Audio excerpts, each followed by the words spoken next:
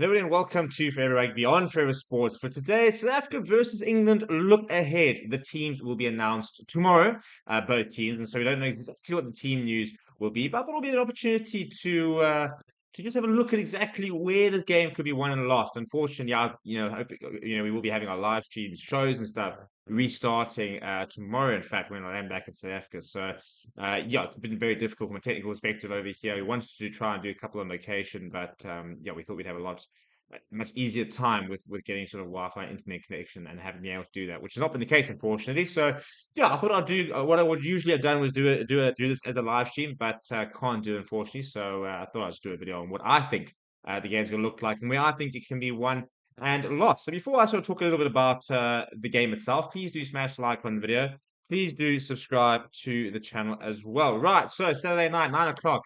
The Box will be taking on England, a repeat of the 2019 World Cup final, except the Box will be going in as overwhelming favourites, which they were in 2019, and England are sort of the underdogs. So it's a bit of a different type of mental approach for both teams this weekend. England kind of got nothing to lose, everything to gain type of attitude, which is what the Box basically had in 2019. I don't think anybody really backed the Box to get to the final, let alone win the World Cup, given how bad they'd been in the previous years.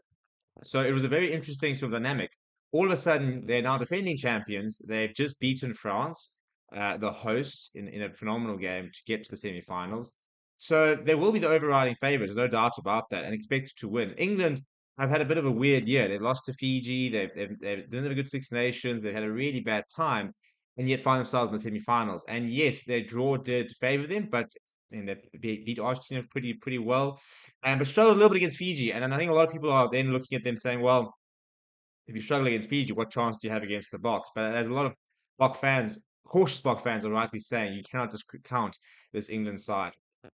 I think it was the Samoan coach potentially who said that England are a great tournament team.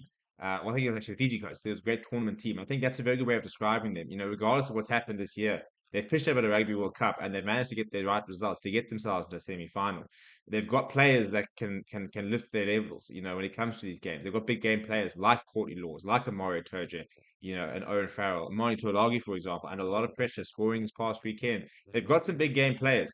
So in terms of where I think this game can be won and lost for both sides, for me it comes down to the physical aspect of it. And yes, it always sounds very boring to say, "Oh, the Box is physical," but they really are. And I think this England pack have not been as dominant as I think that they've needed to be. I think they've got some great backline players. I think they've tweaked far too much their backline combinations. I don't think they've got a settled backline. You've got you had Marcus Smith starting at fullback for the first time ever in his career this past weekend. We've had apparently sort of fallout in the squads. With players like Harry Randall now, not involved. The wings sort of keep changing. For example, the center combination hasn't been consistent throughout. They've played with different tens throughout the tournament.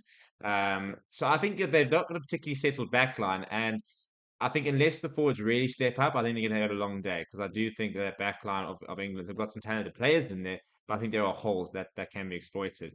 And I think if the Box pitch up, and this is what I say, I think they go with the 6-2 split. I think they'll really look to try and bully this England pack. And if they do and they can, then I think that Box backline is going to cause chaos, to be honest. So it'll be very interesting to see the type of backline we see. I'd really like to see starting Monty Liebach. I think they will start. I've got a weird feeling they'll start 100 Pollard and try and sort of keep it tight. But I'd quite like to see us, roll the dice and see if we can try and sort of create opportunities early. It'd be interesting to see if Andreas Tazen gets a start, for example. For England, they've got to make some big calls. Owen Farrell was brilliant at 10 last weekend. So he probably keeps the jersey. I do think George Ford can be a point of difference. So, I think that he is someone who can turn a game on its head. Interesting decision for him. I thought Alex Mitchell last week wasn't brilliant, so I'll be interested to see if they bring in Danny Care potentially. The front row is going to be very important.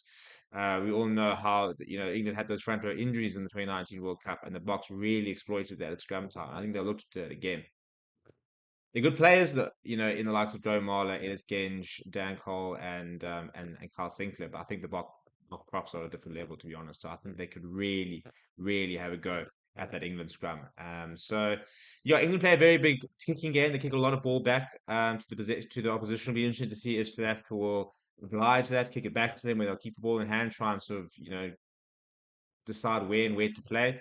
I thought that Fiji, once they sort of kept a bit more ball in hand and really sort of try to exploit some of the sort of not quite the widest areas, but we saw Redrada drifting inside, a couple of offloads, getting to the tackle, getting their arms through the tackles, and all of a sudden they were creating line breaks. So there are holes in this England defense to exploit if the Box can find it. For England, if you're going to beat the Box, you have to man up.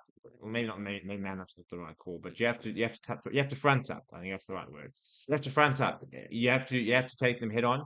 And you've got to start well as well. The Box sometimes can be a bit off the pace. So if you could start well, you can put early pressure on the Box and try and make sure that when that bomb squad or the bench comes on for the Box, that you're still in the game. So that's kind of where my sort of thoughts are for the game. Let me know what you think. How much do we need to be worried about England? Do we need to be worried about England? Where do you think the aspects of the game that you think are going to be important come Saturday night? Down in the comments below. Please do smash a like on the video. Please do subscribe to the channel as well. Thank you very much for watching. My name is Stephen. I'll chat to you soon.